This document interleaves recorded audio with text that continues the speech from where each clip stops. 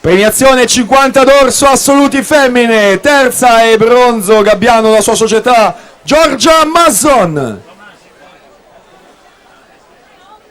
Seconda e argento per la Sogeis Swim Team, Giulia Rebusco. E prima e vincitrice, San Vito, la sua società, 31 e 38 il suo tempo, Valentina Serafin.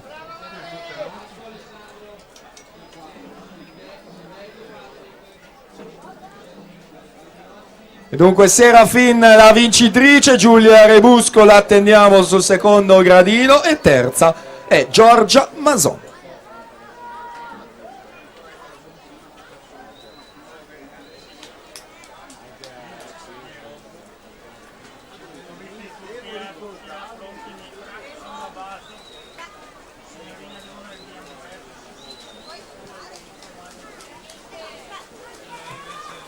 Si conclude la terza serie.